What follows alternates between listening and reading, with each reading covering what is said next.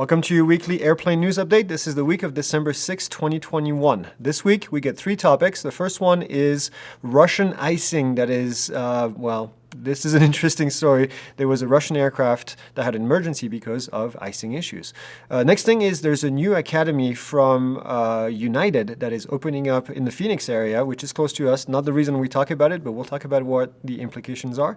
And we'll talk about Sully. Sullenberger is now an approved ambassador to ICAO. Again, we'll talk about what the implications are. So let's get to it. The first story this week is from Russia, where icing, which is, I guess, pretty common this time of year, caused an emergency landing. This is a Russian A321, Airbus 321neo, and they experienced icing right after takeoff, and it caused a lot of what they were referred to in the report as severe oscillation for 7 minutes after takeoff. And it looks like there was some extreme pitch, some extreme roll. I'll give you some numbers. They said minus 23 degrees of pitch, which is a nose down, plus 43 degrees of pitch up, which is not a good thing, especially on these large aircraft.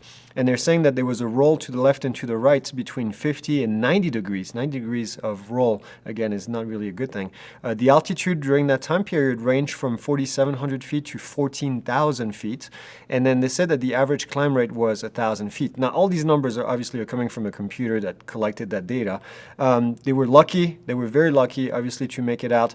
And then they came back to attempt to land, and then at the takeoff location from where they departed, and then the aircraft eventually diverted to a different airport. They are saying that counterfeit de-icing fluid was the possible cause for the icing, and as you can imagine, bad de-icing fluid would cause the wings to actually freeze when you're not expecting it. So never heard that one before, but this is a possible cause. They were lucky, everybody made it alive, and they came back in one piece. But something to remember when you do your pre-flight and when you verify what they put into your tank. This is probably a good idea to check.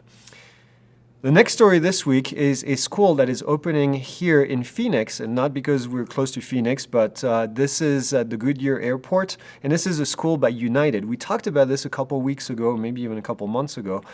This is kind of the first time that an airline, United in this case, is actually putting out training themselves to get some applicants into the pipeline. This is a push, obviously, because of what is happening with the pilot shortage, and airlines have to react and actually do something. So they selected 30 students for this first class out of 7,500 applicants, and United is expected to add between 25 and 50 new students every month and train at least 500 pilots per year at the academy.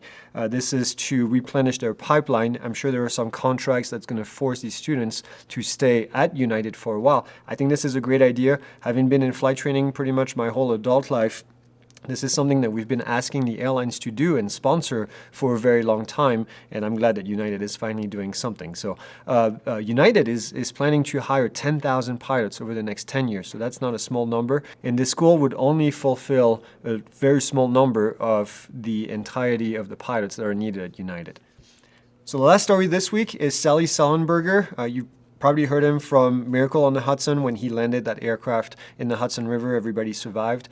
He has been appointed as an ICAO Ambassador. This is kind of a big deal. ICAO is an international organization, and having a U.S. representative there is going to be a good thing for the FAA in general, for the United States.